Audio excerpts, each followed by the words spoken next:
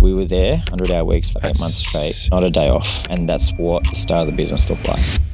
So that's Jess Redman and Benji Dimitrioski, co-founders of Nature's Pharmacy, a real food brand that started in a home kitchen during COVID and scaled to a multi-million-dollar company while operating in some of the toughest food laws in the world. And I feel like as a society since COVID, we are certainly having more and more people looking for natural alternatives. So we grew up to around 200 health food stores off the back of our social media content.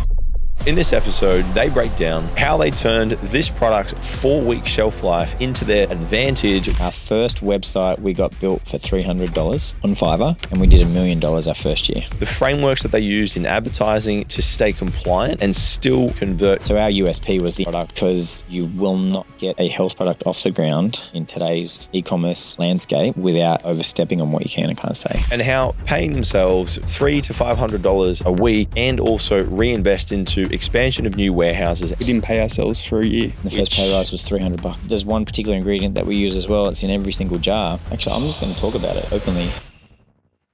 Yes, Benji. You guys have built a company in the last 5 odd years that does incredibly well, selling a product that most people would never even consider selling because of the shelf life. Tell me about specifically how it all started. Yeah, it started back in COVID, actually. Partly COVID, partly the lockdowns, all that stuff that everybody remembers. And we were just doing some soul searching, some surfing and walking and trying to figure out what to do next, because we'd finished up with a sales company. And I mentioned CMOS to Benji as a health product for personal use.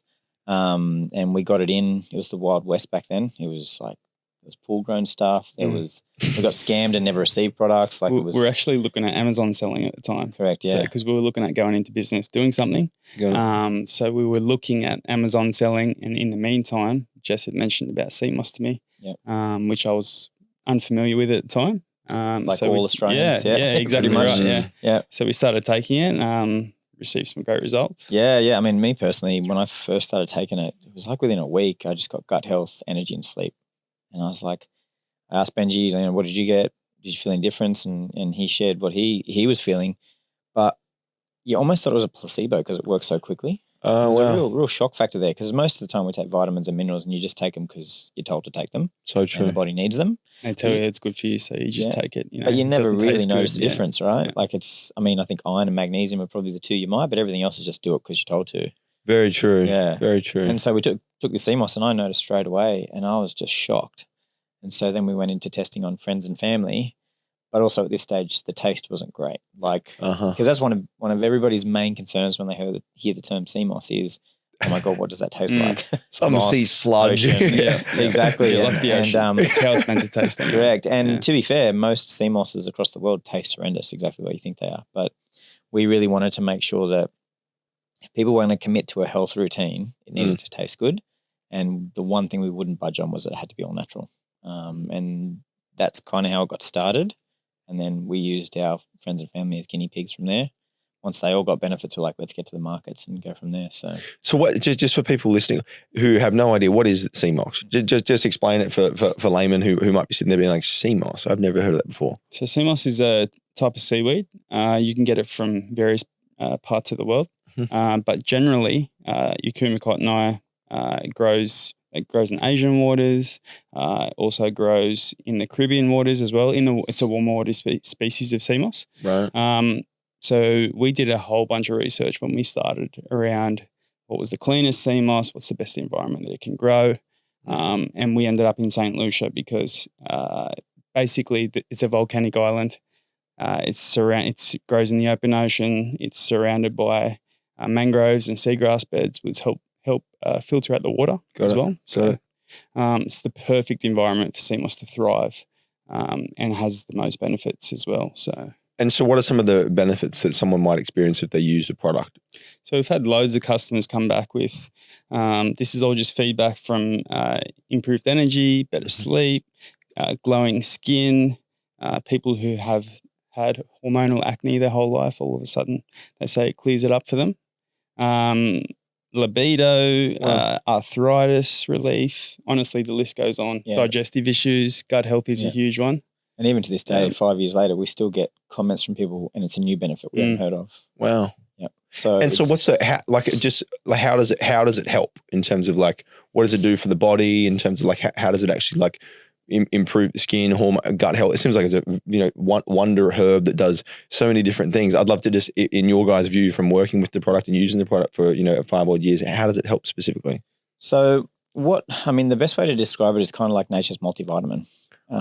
So if we look at vitamins and minerals as a whole that we get from the pharmacies, they're extracted and then quadruple dosed into massive doses of a synthetic form of vitamin. True. Right? Yep. And there's not to say there's not a place for that, but what we have found with this product is it knows when to use what minerals with what other minerals. And so there's a really magical thing called a mineral wheel. I don't know if you've ever heard of it, but it's worth looking up. And basically it's this big wheel and it has all the minerals around the outside, and it points from this one to this one to say these work well together, these don't work well together, and something like that. So what we think that CMOS does is it works out what you're deficient in, because what you're deficient in is very different to myself, Benji. Right. It's totally different for each individual.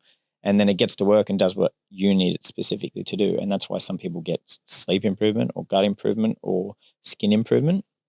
And essentially what we think it does is it gets you back to being in symbiosis, your internal systems. And so then your body has the time and the energy to do what it needs to do, which is fix all your problems. Because we're not meant to be in a state of disease all the time, but our food and our jobs and our content that we consume sort of keep us in that position. And that's why, most doctors and people will prescribe just get out in the sun. Everybody's so used to sitting in a building or a car or their house now, you forget how important the sun is. And CMOS is no different. You need to have minerals and vitamins coming in to keep up the intake because we are more deficient than we've ever been with those things. Interesting. I'm very motivated to go home and try some. Very cool. And so you guys starting this company previous or prior to that, was there a track record of like business experience or things that you brought to the table when you had this kind of like founding idea, or like was this just a couple of blokes that were like, this sounds like a great concept, let's give it a rip? Yeah, it was probably both of those things, to be honest. It was definitely sounded like a great idea the moment we started it. And also we're very aligned with it because I've worked in construction, I've worked in massage, recruitment, all sorts of different jobs, but I never wanted to spend 40 years doing the same thing and calling it a life. Much to my parents' disgust, I was always changing to find something that made me tick.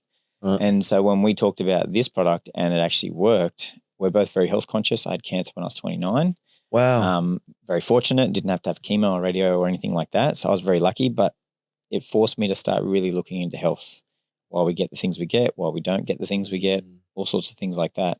And when we found CMOS, it really lined up with me, and Benji will tell his own version of why it's important to him. But when you get into alignment of this type of thing, you'll pick up all the other things you need along the way, including business management and stuff like that. So we started 100% green. We didn't know how to make labels. We didn't know how to make websites.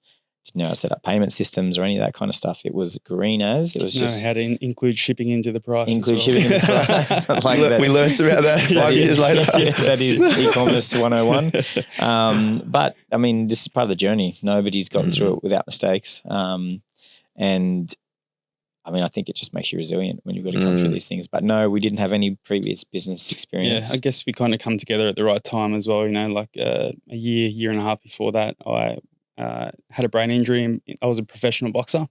Wow.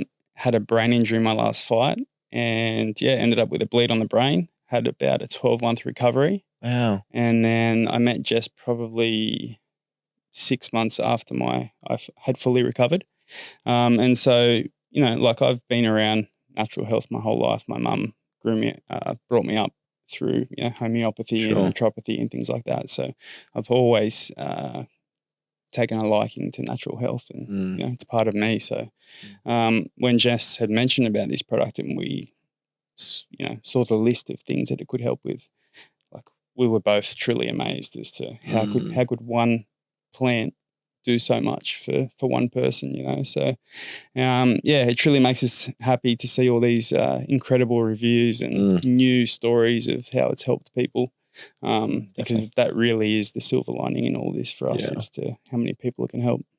Isn't it amazing to be able to sell a product that truly it creates massive impact for people. And it's like, obviously there's all of those commercial challenges that, you know, business presents, but it's like when you see that feedback from people, when you see their lives change, you're like, it's worth it. Yeah. Let's keep going. It Let's makes solve the hard next days- problem. Yeah, it makes the hard days really quite enjoyable, and then also CMOS got us through a lot of hard days as well. So Double dose on those days. yeah, well, it's like a cheat code. So you know, in the beginning, you're doing like 100-hour work weeks as you do in business. You try and wear every single hat in the business, and you know, if you have something that can help power you through those times, get minimal sleep, and I had a newborn at the time as well. God. So Throw that in the mix. yeah, he's a couple of months old, and so that was very interesting. But How do you think it would have gone had you guys not been in business together?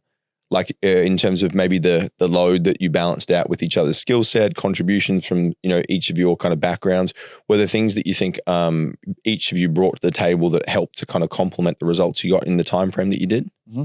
I think 2 sets of hands is always better than one. Yeah. There's no doubt about that. Do I think you could do it on your own? It's a matter of resilience and time spent, right? You just have to put 160 hours in instead of 100 or whatever it is, 80.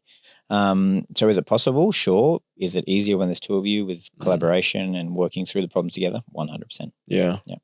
Are there some things that maybe, like, so say for example, real quick, someone listening on the outside and they're like, I want to be in partnership versus do it solo. I think people are always kind of like, you know, interested in the idea of partnership. Are there some like do's and don'ts real quick that you guys have learned through being in business for 5 odd years together that you feel like people like need to know or need to listen to in relation to effective business partnership? I think a huge factor in that should be trust. Do you fully trust that person?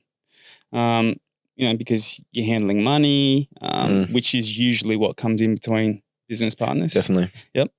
So I think, you know, look, we fully trust each other. We, you know, even if somebody gives me cash, allegedly, you know, just in case the taxes, ATO's watching. If they allegedly give me cash, you know, hypothetically speaking, hypothetically, if somebody was to give me cash, not those ever happened before. But you know, like something like that would be easy for people just to put it in their pocket. Certainly, nobody knows about it. But you know, honesty is huge factor for me and for Jess. We split everything down the line.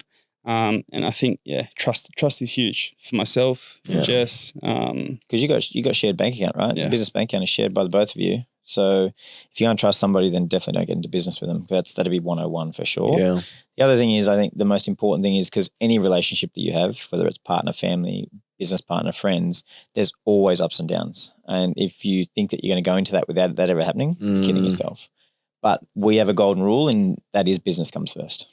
Nice. So we've always stuck to that. And it doesn't mean it's been smooth sailing 24/7. So does that mean business comes first above our relationship, or yes? Yeah, right. Okay. Yeah. Right. So we, us together, we decided the business always comes first. Yes. Above what I want, or what I want, the business must win. Is that Absolutely. right? Correct. Yeah. Got it. Understood. Because that also ties into mission, right? So, I mean, everybody's got their own reasons for starting a business. Yeah. A lot of that is usually financially driven, which is totally acceptable because you've got to survive. Most of the time they're broke. Yeah. Yeah. Or you don't want to, you know, you want to work for yourself and work less hours. Work less hours. Yeah, wink, wink, haha. Make more money in less time.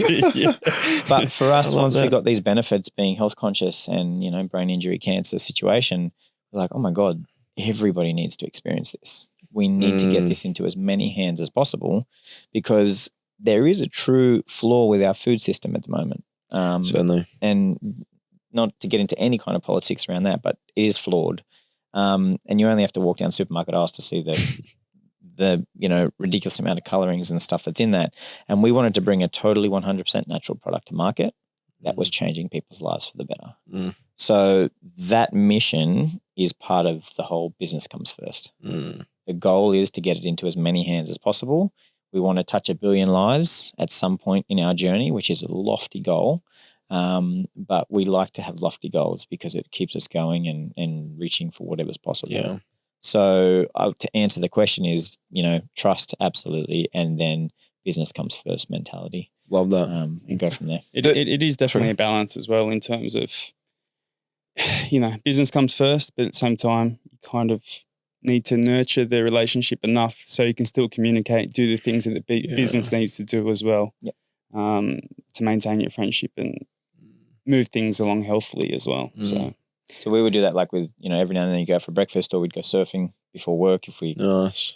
That was always a dream we had. It's a bit of a fallacy, to be honest, but it's always been we still try we still try one to go day, surfing my as friend, much one as day. Yeah. Maybe in the next 5 years. Yeah. The mission concept that you spoke about there, I think that there's so much to that in terms of founders like truly backing the product in a way that, like we spoke about before, makes an impact on someone's life, right? Beyond the money. And I think it's challenging sometimes because if you're in a position where you're in dire straits and you need to make money almost like has to be almost the only objective. Yep. And so sometimes I feel like people start with this full, as Jeff Bezos says, like mercenary approach.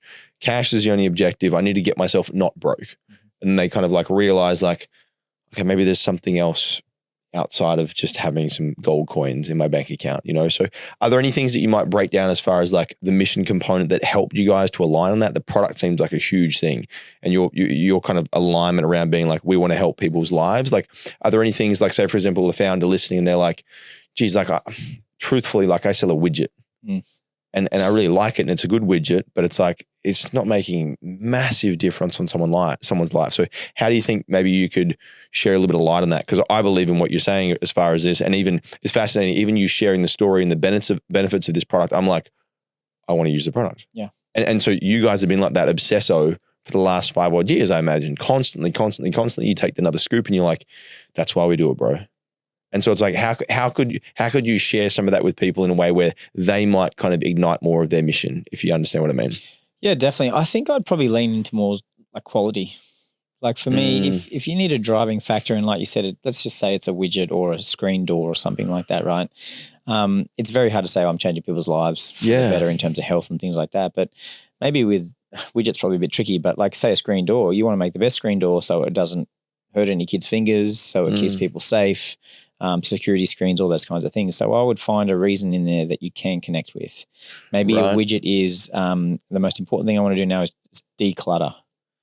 That could be the one thing that is the trigger for this person that's launching this widget thing. I want a really clean, decluttered, the best in the space. Got it. And then anchor to that. So I think like quality and still finding a purpose. It doesn't have to be health, but it could be a use. It's got to have a beneficial use as opposed to just another thing that's just being sold for the sake of it. Yeah. Because at some point in that journey, you'll question, why am I doing this? And if you don't have a purpose or a why, so true, you're going to get a bit stuck. And I mean, we know burnout is real. And sometimes you've got to push through that. And the why is always the fastest way through. Yeah, if you don't have the purpose, it's a lot easier to give up in the end, if you don't have a reason. So. Talk to me about the early days when you were developing the product, you were formulating, the gel. How was that process in terms of like, it sounds like you had this idea of like the moss. Did you spin it up into this kind of like finished product that we see here today? Were there iterations? Like, did you go to market with a lean and scrappy version that tasted more average? Like, talk me through that a little bit. We tried so many different things. We had so many different failures in the beginning. From scientists in the kitchen. Yeah, we were just, trying different things. We were putting it in the fridge. We were trying it again the next day to see if the taste had changed. Right. Every day we were trying different things. So, eventually, I think we went through probably 12 different sweeteners in the beginning to like natural sweeteners to see which one would work. Now, as we were one of the first to market, we were the first with this sweetener as well. And then, you know what it's like in business, right? Everybody takes a shortcut. Everybody comes with the same product. Oh, that's what they're doing. Yes, but if you are going to be a trailblazer, you gotta try loads and loads of different things. Now you're going to have failures, and that's part of the success in the journey in the end, right? But in terms of what that looks like on a daily sort of hour by hour, minute basis, we were doing 100-hour weeks for 8 months without a day off. Nice. So like for people that are listening, want to launch something, that's what it takes. Yeah. You can't launch it half-assed. You can't do that's not true. There are people that work 9 to 5 and then come home and build something on the side. I take my hat off to those people. Oh, massively. Because where you find, and then add in the extra bit on top, people that have kids that are then building a side hustle after the kids go to bed, hat off, because that is incredible. It takes way longer, of course, but Jesus Christ, for you to find that kind of energy, those deep reserves of energy to get through is incredible. But COVID was a big factor for us. A lot of people weren't working. There were lockdowns. We're doing 100-hour weeks. So you were in the dungeons in COVID, lockdown. You guys were just blitzing through. And we were in a 2-bedroom apartment, my apartment, that I live with my partner, and Benji was living with us at the time. And we were there 100-hour weeks for 8 months straight. Sick. Not a day off. And that's what the start of the business looked like. We had this box. Jess built this box for the blender. Yeah, we had this ninja blender that was it was super noisy. It was like he went down to Bunnings, got some wood, built this box so we could blend it like 2 or 3 in the morning. Yeah, because we were blending till 2 a.m. Yeah. In a 2-bedroom apartment complex. And like I would shut the door and go outside while we had the blender. I'm like, this is really loud. Our neighbors are going to complain. Absolutely. So we built the box so we could blend, and then obviously going to the markets at some point as well. It used to take us 4 days to prepare 50 gels for the markets. Wow. 4 days to make 50 gels. The process took that long. Obviously, it's nothing like that anymore. We've found efficiencies and stuff. And I mean, we can produce thousands of gels a day now. Wow. And that's at the current factory, not the new factory, which would be 10 times that amount. Wow. But yeah, we there was a lot of things we had to do, and we blew up blenders, and we literally were like, all right, get the shaker. Let's add these 6 ingredients and blend it and taste it. And then do these 6 and let's taste it. And so we were literally just building formulations from scratch. And then days later you go, that one is not okay. Mark that down. So we were mad scientists in a 2-bedroom apartment kitchen. And my partner did really well, because the kitchen, once we started to get a bit of success, there was no kitchen. It was just jars and containers everywhere. And containers and blenders and just shit everywhere. Containers in the lounge room. Yeah. And by that time we were like, we need to move on somewhere. At which point did you know that you were like, I think this is a thing? So from friends and family, we went on to the markets, and we started selling at the vegan markets on the Gold Coast. And what we noticed was we started to become the more popular stand. Like most of those stalls, you'd see 1 or 2 people, but at our store, you'd see a lineup of people who wanted to try it because it was new, right? It's exciting, it's new. We had banners that talked about the benefits and stuff like that. So people were engaged and wanted to try it. And the biggest hurdle was taste. So we did taste testings, and our conversion rate at the markets was 90%. As soon as people tasted it, they were like, oh my God, that's not as bad as I thought it was going to be. I'll take a jar. Wow. We had one lady that went for a walk, and she come back about 7 minutes later. She was super skeptical. Yeah, she was very skeptical. Yeah. And she come back 7 minutes later and said, don't know if this is placebo, but I have gut issues and I already feel better. Yeah. And so she bought a couple of jars. And that was the fastest acting. Yeah. Again, whether it's placebo or not, that's up for discussion. But she said she felt incredible. She bought some jars and she loved it. And so when we started getting repeat customers at the markets, we were like, all right, there's definitely something here, because you've got a good business when you start to get regular customers coming back. I mean, every business is a bit different, but for us, that's what's important. And so we started down the path of a website. Our first website we got built for $300 on Fiverr. A wonderful Indian lady. She was wonderful to work with. It was very simple, but it did the job. And we did $1 million our first year. $1 million in the first year? With a $300 website. So Dude, anybody sick. Anybody that sits there and goes, I need a really amazing website for my first ever launch, don't need it. You've just got to get to market. Because the thing is, I think we've got 3 or 4 iterations of a website now, total revamps and whatever else. Some have cost a fortune and been a horrible experience. They always are. They always are, right? Take 6 months. If I hear out of scope one more time, that's out of scope. I'm like, oh my God. Trigger. That's a trigger saying for me, out of scope. Killer, dude. But you just don't need to spend a fortune to get started. You bare bones it. Fiverr is one of the greatest websites I've ever been to. It's fantastic. We did our logo. So our original logo was hand-drawn jars with nature inside of them, because we're called Nature's Farmer C. And it was 1, and then it got moved to 2, and then someone did a multicolored backwash that went through, and I'm like, no, I want the sun in this position of the jar and the water down the bottom. And so we just bootlegged this beautiful natural logo, which was quite intricate, and the marketing team they came on board. Challenging logo. But again, you have no concept, don't know these things, but you learn them as you go. Of course. But like logo, website, labels, it was all done for like $500-$600, and we had a business up and running. And then the moment we did digital marketing, that was the moment we knew. So, the question was, when did you know you had something? It was digital marketing. So the moment you turn the Facebook ads on. Correct. Yeah, we couldn't handle doing the markets anymore. So, it was hard work. Taking 4 or 5 days to prepare 50 gels. Being up till 3 a.m. the night before, and then sleeping for an hour or two, and then going to the markets. Like it was nuts. Yeah. So then we were too busy to head to the markets. So that's when we realized that it was all going to be online marketing. And how did you the transition to digital? How was that? That was totally foreign. Yeah. So no concept of that whatsoever. We were lucky enough to jump on with a company locally on the Gold Coast, a wonderful human, David, who really went above and beyond to help us get our Meta and our Google up and running. Good. And it was also great at the time because they took care of both. And Meta and Google. And for where we were to the stage we had them, incredible. And I think there's a lot of positive in the fact that an agency can deal with both at the same time if they do it right. Agreed. Because you can pull a lever here and it works over here and vice versa. See the impact of both. Exactly. It's so powerful. Yep. But it's rare that you find an agency, especially once you go through the levels of what's required. Precisely. And they just got us up and running. And we've we had them for about 2 years, I think, 2.5, give or take. But eventually we wanted to try something. We hit that sort of ceiling, and you don't know if it's yourself or if it's the agency or whatever. So we explored elsewhere. But they got us to, we doubled every year for 4 years. Wow, fantastic. Yeah. So finding a good agency is absolutely paramount. We don't have an agency for Meta anymore. We do it all in-house. Nice. It's that control.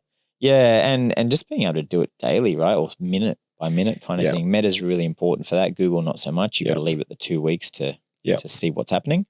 But I think having that control and that tangible touch point to change is really powerful. And when the volume goes up of spend, it's probably helpful to be like, hey, change it right now. Correct. Not like schedule it for our weekly meeting. 100%. And also, like, if things are going well, dump more money into it, because at that point it's just a return on ad spend. And if you're somewhere north of 3-ish, then just keep dumping money. Precisely. As much as you can afford. And so that's what we do now. But early on, they were a big factor in teaching us about it, because that was Meta and Google, and I'm sure most people who don't know it, it's a foreign language. It is. It's a foreign language, a foreign concept. It makes no sense. What are you talking to me right now? And even now, like, with knowledge that I have, I still hear some people talking. I'm like, wow, dude. Wizard. Wow. What language are you talking right now? But yeah, definitely digital marketing. If you're an e-commerce business and you're not digital marketing, there's something very wrong. You're doing the e-com game very wrong. Yeah, like you're just making it hard on yourself, right? Because word of mouth is realistically this much now. Yeah. And digital advertising is endless. So, and I think for people who are thinking about going into business, sacrifice is a huge part as well. Whether you're sacrificing hours or time with your family, or wages. I mean, we didn't pay ourselves for a year, for 12 months. Yeah. And the first pay rise was $300. Yeah, and it was $300, which we then moved up after a while to 500. So we sacrificed a lot in those early days. Were you guys? It sounds like, and this is going back to that core philosophy of like company comes first. It sounds like if that wasn't the core philosophy that was established, it would have been like, dude, I got to get a new motorbike. I want a new surfboard, and we're drawing cash out of the company at the cost of the company. So it sounds like that was probably like a unifying thing that you guys agreed upon at the start. Yeah, which still stands today. I mean, we're not loading our pockets at this stage. We've got staff that only make very close to what we make. So, and like I live in the same complex. It's a 2-bedroom apartment, just in a different tower, renting, and Benji's the same, not far down the road. So we have always said the money stays in because we have real lofty goals. We're okay with delayed gratification at the end of the day too. Yeah. We don't need things right now. We're not impatient as well, and I think being patient has a lot to do with it too. Oh, I think there's tremendous value in the ability to just continue foregoing. Who was it? It's like the ability to delay what you want now for what you want in the future. Something along those lines is like a definition of almost like intelligence. Yeah. Being able to actually be like, no, I don't need that. I might want that right now, but it's like it's not necessary. and just continue that game of just kicking it down the road, kicking it down the road, kicking it down the road. And there's two benefits to that. Is it's like a muscle, right? Yeah. So you need to work that delayed gratification muscle. And the other thing is you might not want that thing in 6 months. So if you delay it, you go, oh, you know what? I don't really need that. And you save yourself all this time and money. That's exactly right. That it would have cost. But for me personally, I've always looked at things like, especially when I was back in the mines doing fly in, fly out, if I was going to purchase something, how many hours of my life did that cost to purchase that? And I don't Back live then, not so much, but now. Yeah, bit exactly. more. But like, I don't live that way every minute of every day with every decision. But for big ticket items, if I'm going to purchase something, I go, well, that will take me 3 weeks to work and sacrifice time with my kids. Do we really need it? Is it really going to change our life? And if the answer is not a resounding yes, it will change everything, then I'm not interested. But that's not to say at some point it won't change. That's what you're working towards. That's the goal. But the only thing we really rewarded ourselves with in 5 years is a new car each. And it's not a Ferrari or a Lamborghini or anything like that. It's just a functional car that's, good for the family and stuff like that. So, dude, I think that message in and of itself is like more people need to hear that, almost more than the business strategy. So I think the business strategy is cool, but the thing that ruins the business strategy is the founder that's so fixated on fucked up getting things right now with company cash at the cost of the company growing. Yeah. You know what I mean? And it's like taking proceeds, taking profits. I wouldn't even say it's taking what is actually cash flow, not profit, out of a company because you don't even know how to read your financial statements properly. And then you're robbing your company's growth rate because you're like, well, I need to pay myself X or I need to get myself a new car. I need those things. And the challenging thing to what you mentioned there is like, as soon as you start it's like that hedonic treadmill. It just continues getting bigger. Yeah. And you're like, I need the next thing, need the next thing, need the next thing. So I think that's like huge. Like for me personally, even experiencing what it's like to get on that treadmill and then also oppositely, having to kick back things and be like, no, and push it back. I'm like, I think there's so much to that. Also because a lot of people who start their company start as the mercenary and they want to make money so that they can have the holiday or they can have the house or they can have the car.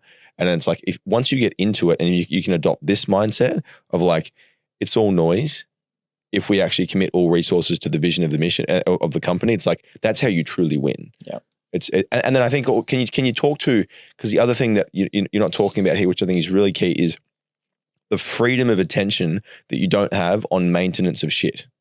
Maintenance of house, maintenance of a nice car, freaking out about some extra thing that you've got to do, some extra this, some extra that, which shirt am I going to wear, which nice clothes am I going to wear, you scuffed my shoes. Mental noise. It all just goes very silently back into the business. Yeah. Yeah, it's not about diluting your focus, right? And I think that really comes back to core belief systems, and that stems from childhood, it stems from relationships, school, jobs you've had prior to the business. And I now know that business is not for everybody. Not everybody should run their own business. If you're not in control of your emotions, if you're not resilient, if you're always trying to keep up with the Joneses, like you're going to find business extremely difficult because it will test you in ways you had no understanding of. And I saw a really fascinating, meme image years ago, and it was the sine curve, the up, the down, the up, the down. And basically, as an entrepreneur and as a business owner, you feel high and then you feel devastatingly low and high and low. But what this person was explaining is that when you get the low, it's not time to feel bad. It's time to be grateful for spare time to fix the inefficiencies that were exposed at the high. And so what we've done since I saw that and since we've learned about that is when we have a low, it's like, great, now we've got time to fix everything we couldn't fix because we were hanging on by the skin of our teeth.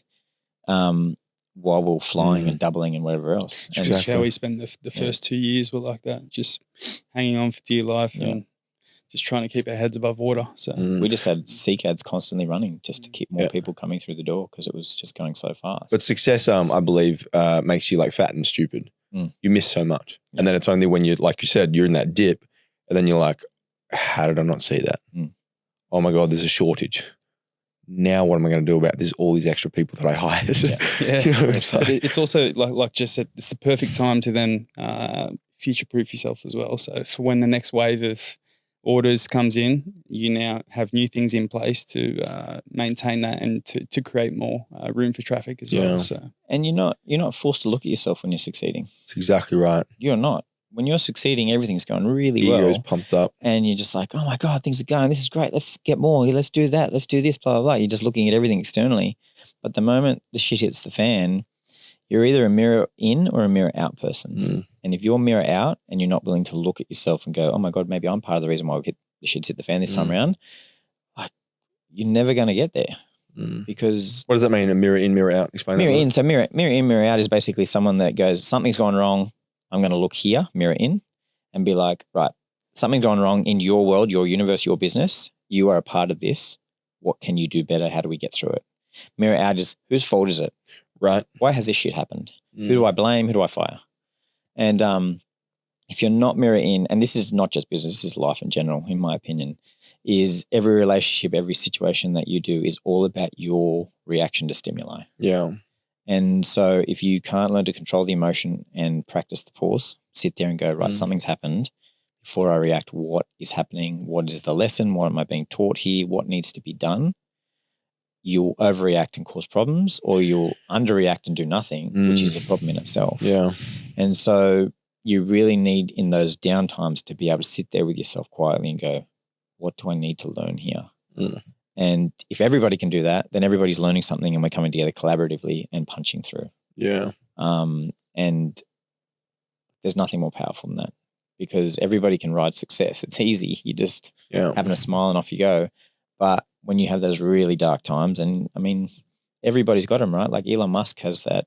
I think that had that choice between PayPal and Starlink or Tesla, not Starlink, sorry, Tesla, or one of the SpaceX, I think it was, PayPal and SpaceX, and he had to choose what to do and where to do it and how to spend his last X million dollars, and he picked one, and now look at him. I know. But that's because he could sit there in those dark times, look at himself and make a decision. Yeah.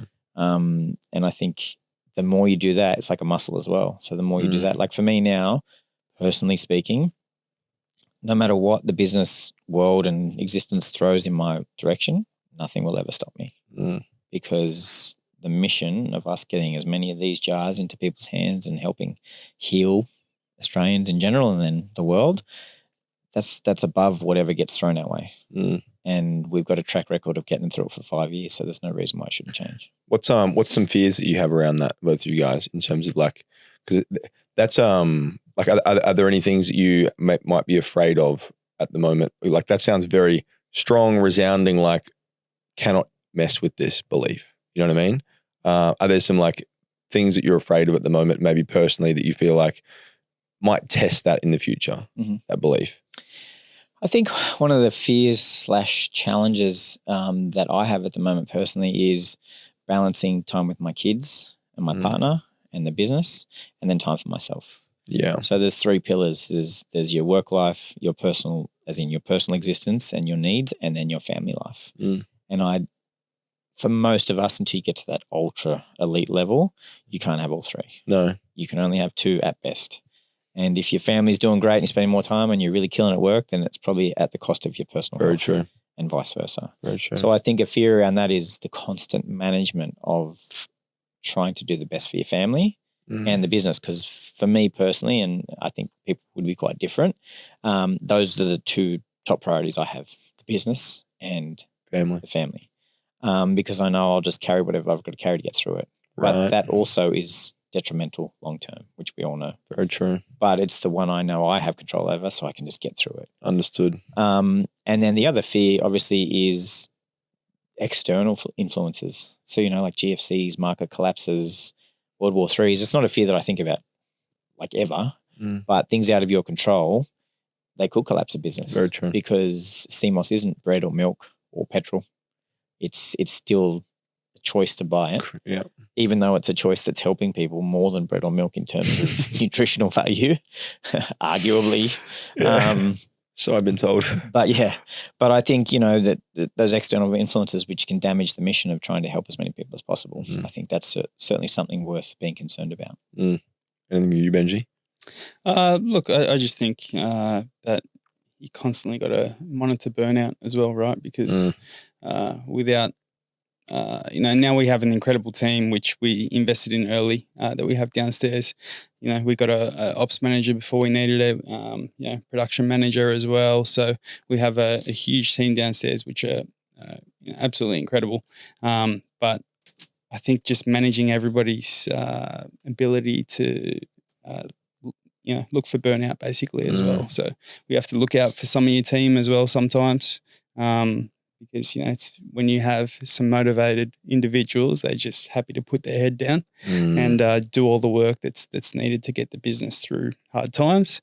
So you got to manage everybody in regards to burnout and yourself as well. So, what were some of the challenges with the product, bringing it to market, having such a short shelf life, 4 weeks? I think you said before. Like, first things first, clarify what that means. 4 weeks shelf life, just so people are aware of like just how dangerous that is. So we with the CMOS, because it's there's no preservatives, there's nothing artificial in the gels at all. There is a 4 week shelf life. So that is why we create the gels fresh every day. So somebody that orders today will then, that gel will be created fresh tomorrow and then shipped out immediately. So it is a operations manager's nightmare, but keeps them on their toes. You said you've got a good one. Yeah. So yeah, we do. We have an incredible one. So, so good. We have an incredible team, but so everything's made fresh. So in the beginning, when we had a lot of people contact us. So we grew up to around 200 health food stores off the back of our social media content, just people reaching out, people going into stores, asking for the product. So yeah, the demand was coming to us through action that we'd taken previously. So we'd lose some people due to the 4 week shelf life, but you need to find a way to put a positive spin on everything, right? It's sales techniques. But it's also reality as well. So the reality is that food goes bad unless it's artificially preserved. Very true. So if you have a product that sits on the shelf for 4 weeks and goes bad, it's great for you. It should be celebrated. Yeah, it should be celebrated. It's very true. Yep. You see those videos of like the McDonald's burger and it just sits there for like 5 years. Imagine that in your gut, right? Insane. Yeah. So, I mean, that means it's incredible for you.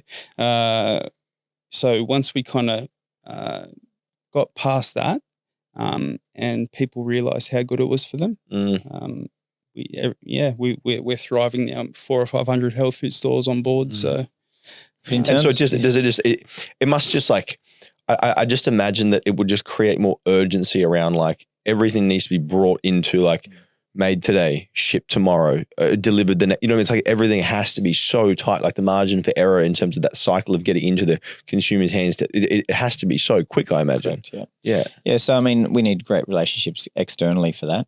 Freight companies, the packaging, the CMOS coming in and out from the countries that we get it from. But in terms of like the 4 weeks, like you're asking, it's about flipping a script, right? Because for so long as humans, we get told this is the way we exist in terms of go down the groceries, get your food, leave it in the cupboard, waste, it can sit there for 2 years and some people actually let it go past the 2 years because you forgot it was there kind of thing. True. But ours is 4 weeks, right? So you're making a conscious decision to buy a product that has a short shelf life. But your milk is less, your fruit and veggies have less, your yogurts have less. So it's not foreign completely. Just because it's in a jar. Just because it's in a jar, right? So people think that, oh my God, that's the shortest shelf life ever. It's not. You've got 10 things in your house straight away that are shorter. But it's about flipping the script. And what originally was one of our biggest trials, being the 4 week shelf life, I think now is one of our greatest success factors for two reasons. For health food stores, it brings their customer cycle down from the 4 to 6 week mark to a 1 to 2 week purchase. So the jars we stock those stores, it's a 1 week supply. People buy it, they feel the difference, they come back, they buy again. Now people come back and buy again, they tend to pick up a couple of things while they're in store. So in the end, that's become quite a success story for health food stores. And the difference between being super successful with that product and not is it is a product that you should talk about. If someone comes in, I've got this, I've got that. And there's so many benefits to our product, you can literally sell it to anyone that's asking for a benefit. And the moment a store does that, like we have some stores that order 150 jars. We have an MOQ of 15 jars. 15. Wow. That's how we also mitigate the risk of 4 weeks. Of course. And some stores are stocking 150 jars. Wow. Because they talk to people, they talk to their customers. So it's about connection, right? If they're connected with their customer base, they can make it work. The other major benefit in terms of e-com and also the stores is it forces people to be consistent. Yeah. Because if you want to spend your hard-earned cash on a product, then you don't want it to go to waste. But if it lasts 2 years, there's no risk of waste in your mind because it's such a long period of time. I'll use it. It's all right? good. I'll get back to it. And in the end, you waste month. those because you forget about them anyway. So true. But for us, if you don't eat it, it goes to waste. You know, if it goes to 6 weeks, you might get some mold on it. You're definitely not going to eat that, especially if you've been double dipping every day kind of thing. But it forces people to be consistent. So if you take it every day because you don't want to waste it, then that's the highest chance of getting the benefits. And then because you're taking it right, forcibly because of the wastage factor, you get the benefits and you're good to go. And then you. So it's almost like because humans we value the thing that we can lose, and so it's like you're forcing this kind of like stop loss mechanism into that buying cycle of like it's going to run out, it's running out, time's running out. You need to put a little countdown timer on the jars or something. Yeah, so good. Talk to me about the one thing that like, and I said it at the start, where it's like, what is CMOS, right?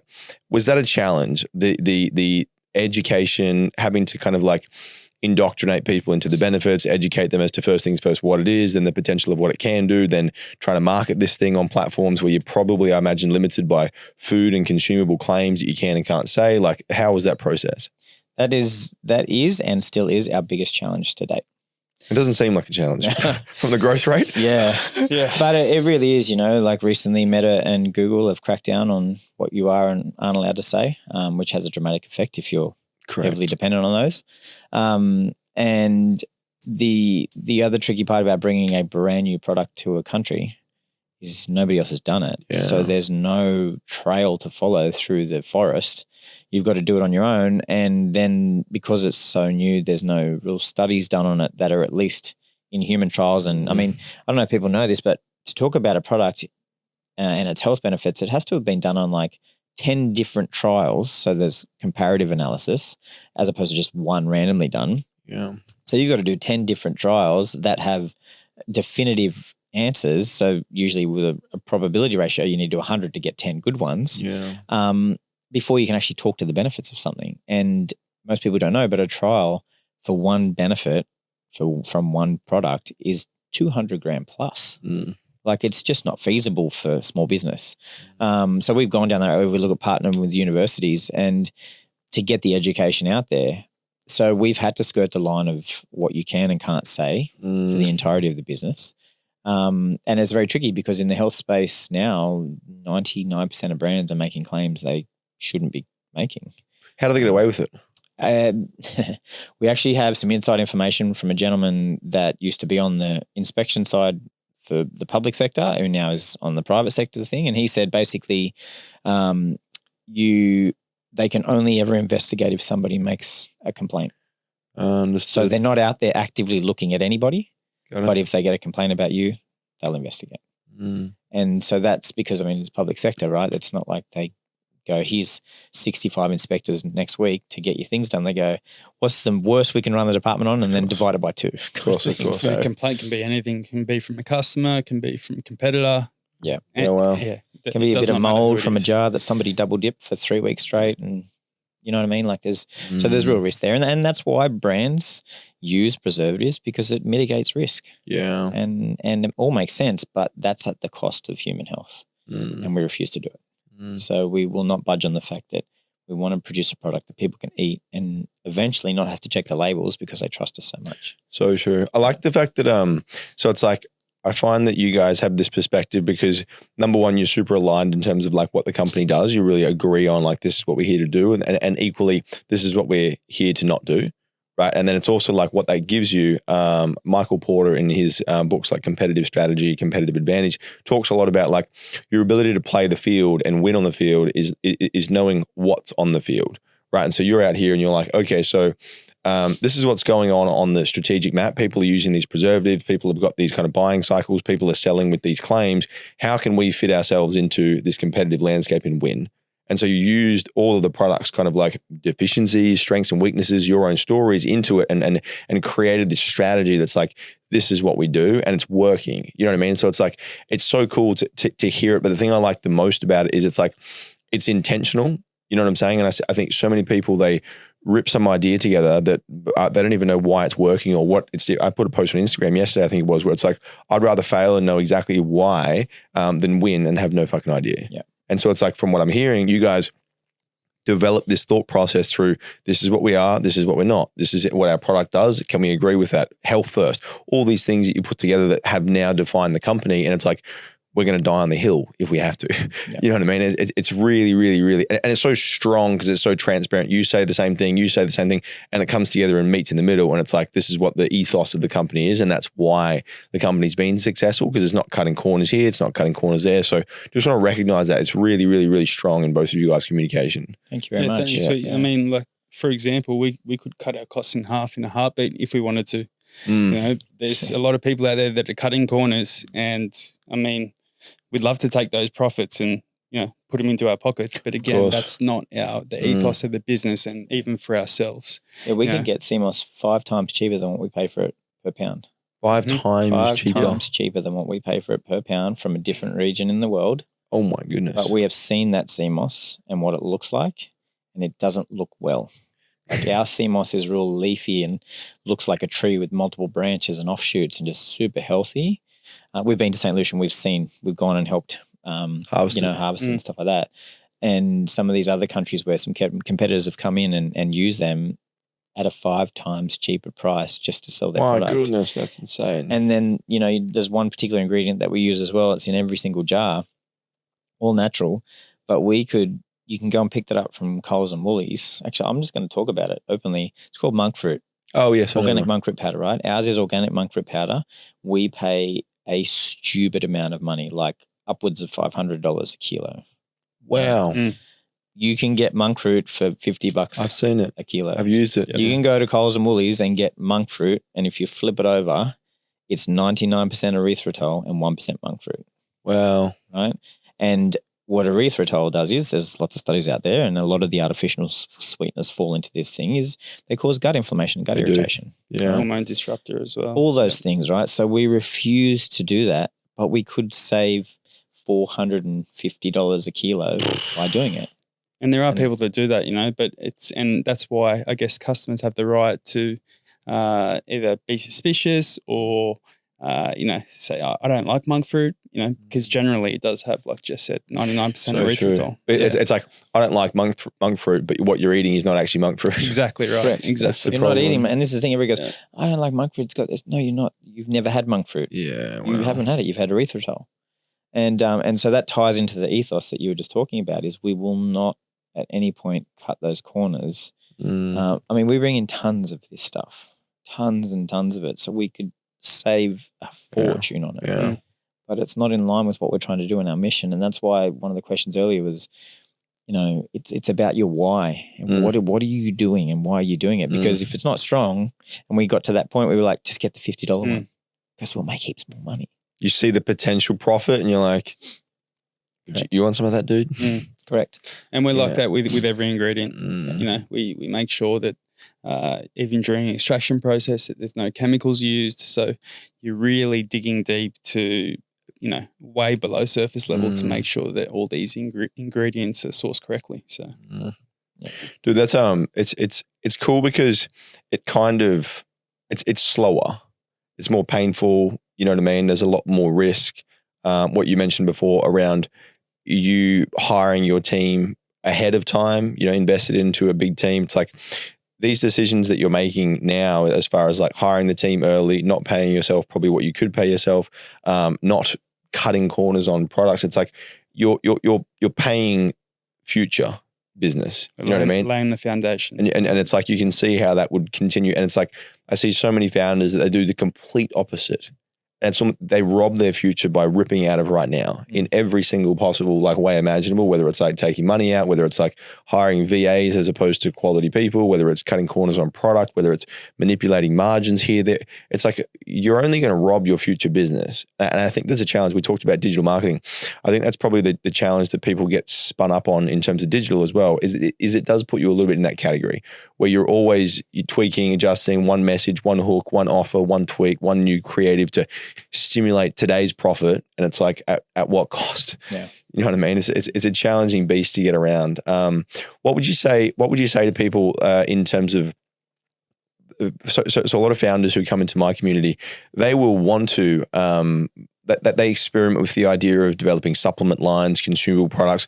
And for myself, with what I know, I've not done it myself, but the complexity versus a non-consumable product is so much higher. Regulations, complexity, time, the liability of those things. So I will generally be like, look, I believe that you should probably get some runs on the board in a product that's non-consumable, begin to become successful, launch, make some money, actually build your business acumen, and then maybe apply it over here into a consumable. That's usually my philosophy. For people that might be batshit crazy like you guys, how would you advise or recommend maybe kind of like entering into a consumable product market space? Like what are a few of the key things that you found? Look, that's a super tricky one, especially now as Meta and Google are cracking down. I think the most important thing before you're even going to look at some of the risks and what you'll need to do in terms of abiding by the rules and regulations is your product has to be different. If you're doing a greens powder, there's 1 million on the market. Why are you launching a greens powder into the most flooded market in the health space? So true. And if you can't find a USP, a unique selling point, or a really, really critical point of difference that really is so exceptionally setting you apart, then don't do it. Because the kicker to that is that you've got a massive personal following and you can funnel traffic into anything, right? Which is kind of how the influencer market has worked for 5 years. But I think the world's starting to see through that as well. Absolutely. Which is, we're super grateful for that.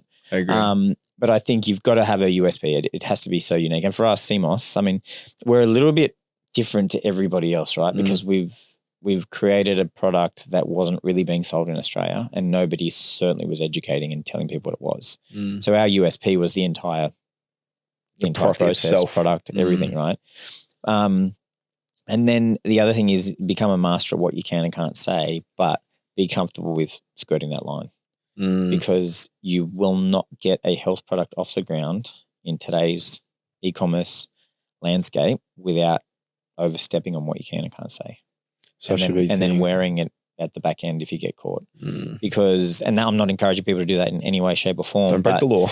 But the point is, if you look at any kind of massive wall and there's, 55,000 health companies with all their ad libraries and everything up there, every one of them screaming, this is what it does for you. So true. And if you're up there not saying anything about your product because you're following those rules, you're never going to get heard. And no one's ever clicking on your ad, which means your ad account's never getting off the ground. It's never going to work. So find a product, and if there is studies, use those studies to the nth degree. If you can afford to get studies done, get them done, and then launch with a crazy host of claims backed by science. Studies are only there for developed products as well, right? Correct. So, but I mean, there are products out there that are developed, and maybe your USP is great enough to work with those studies, and it'll kill it. But if you really want to dominate now, people are leaning more and more into proof. Correct. Proof, transparency, authenticity. And I'm grateful that we're heading in that direction, because I think it's been too much bullshit and too much smiles and lies on social fake media for so long that people are finally going, you know what, I don't really trust that person. Agreed. And it's refreshing. So that would be the sort of pitfalls. And then also, decide, like, are you comfortable selling a product that's got a bunch of fillers and chemicals in it? And if you are, great, that's whatever you want to do.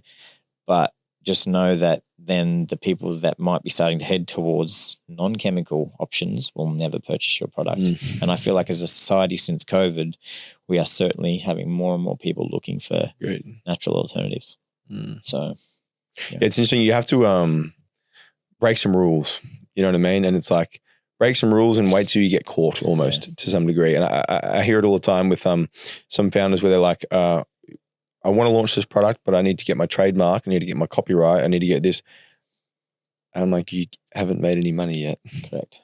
Just rip it and go, and then figure it out along the way. You've got to get proof, right? You've got to prove that what you're trying to achieve is actually going to work. And if you waste all that capital on the idea of what could work and it doesn't work, you just back to your 9 to 5 because it's a waste of money kind of thing. But I love the quote, I'd rather ask for forgiveness than permission. And that's how I like to do things, both personally and in the business, because I don't know.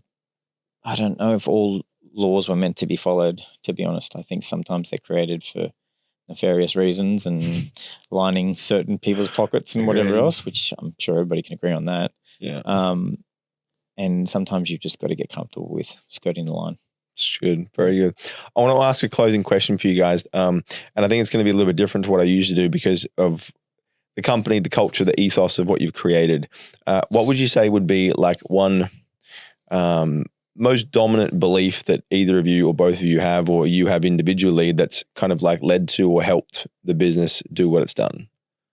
Like one primary core belief about maybe the way things are done, maybe the way I can do things, belief about self, anything like that that's really led to a lot of the decision making, the partnership, the delayed gratification, these types of things. Would you be able to kind of draw it down to maybe like a belief that you have about yourselves or the world?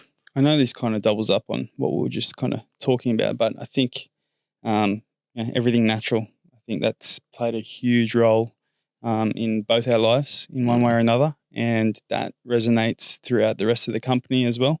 And it's resonated throughout the culture of the business. So we have an incredible work culture with all our staff who, really love working for us. They come to work, they're happy. And that's the place that we wanted to create. But going back to the whole natural thing, that is what continues to be the foundation of the business, because we will never venture off from that path. We'll always continue to make a product that is 100% natural with no additives whatsoever. So. I think for me personally, it's about growth mindset and leadership. That's like for me, and what I've learned and what I'm trying to nourish and always continue is just always being in that growth mindset with the resilience to tackle any problem that comes along, but then also be willing to teach it to others. Because as founders in the early days, you wear all the hats because you have to. And I think it's very easy to never want to let go of the hats, which I think most people struggle with, but you'll only ever live at 100 hours a week. Whatever 100 hours can achieve, that's where you'll be stuck forever unless you're willing to take off a hat. Yeah. And so now I really get enjoyment out of leading a team and sort of helping each person get to a new level of where they're at in terms of their own capabilities and understandings, because it's that old, reach one and pull them back with you kind of thing. And then if they do it and they do it, and that's what we're trying to create at Nature's Pharmacy as well, is that we love to promote from within, because then we can mold and guide, and not just mold and guide, but find the point of that person that is exceptional and let them show it. And I think most businesses miss that, and they squash it and go, you're in that role, just do what you're told kind of thing. And it doesn't mean there's not times when that happens, because that's part of business. But I think, really getting in there and trying to instill growth mindset at every avenue. And part of growth mindset is what we talked about before, where when things go wrong, this is opportunity knocking at our door. And if you can see it as opportunity instead of problematic, anything's achievable. So good. So that'd be it for me. Guys, I appreciate your perspective in terms of how you built the business, and the very, very, very obvious alignment that you both have in terms of what you're doing and the product that you've built. I'm secretly very excited to go home and try some of it. I'm like, very excited for you. Let me see how this goes. I'm pumped. Let us know how you go. It's super cool. So I think people can learn a lot from the way that you guys operate. The balanced, calm energy that you bring to the way that you make decisions is very, very obvious as well. Maybe it's a result of years of CMOS dosage. I don't know what it is, but it's very, very, very cool to be around you guys, and I appreciate the mission you're on and the great products you're bringing to market. So I hope that this podcast sells a few more bottles of that jar of the CMOS. Thank you. Thanks a lot, Jess. Yeah, thanks for having us, mate.